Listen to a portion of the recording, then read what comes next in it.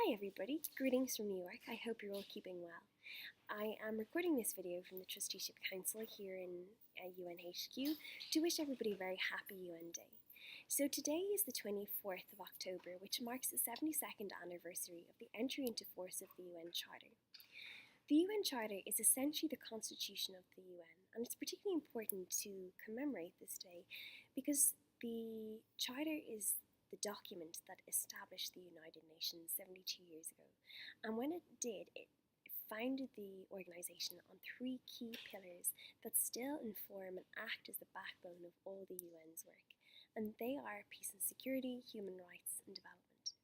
Now, while I'm sure you've heard of the criticisms that have been levelled at the UN, especially in recent times around Security Council and the use of the veto, it's particularly important to reflect, today of all days, on the critical role that the UN plays in achieving a better world.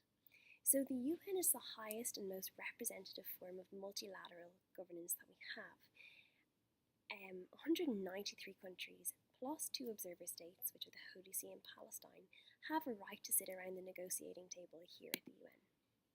So the UN gives this vitally important space for states to come together in neutral territory, guided by UN values, to discuss pressing international issues related to peace and security or human rights.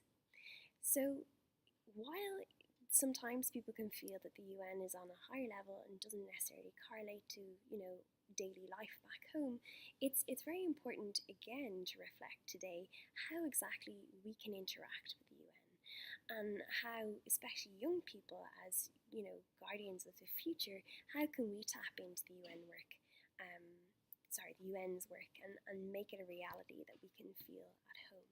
So one of the current and the biggest project that the UN is probably working on is the achievement of the Sustainable Development Goals. So the Sustainable Development Goals were co-chaired, or the negotiations were co-chaired by Ireland in 2015. And these goals, there's 17 of them, they range in issues relating to poverty and reducing hunger, inequality, to developing sustainable cities. And essentially these goals are a roadmap to creating a more equitable and sustainable future where nobody is left behind. So today, and with the role of UN Youth Delegate, it's particularly poignant to reflect on what role that young people can play in, making that translation piece from the UN at international level to a regional level, and how we can implement these SDGs at home, and especially because our generation is the one that stands to lose the most if we aren't, if we don't achieve these goals. So Paul and I and National Youth Council of Ireland, Department of Foreign Affairs, would love if you could send us messages or videos or photos of the work that you are doing in your local community to help make these goals a reality and translate that, this UN work, to tangible efforts and tangible results at home.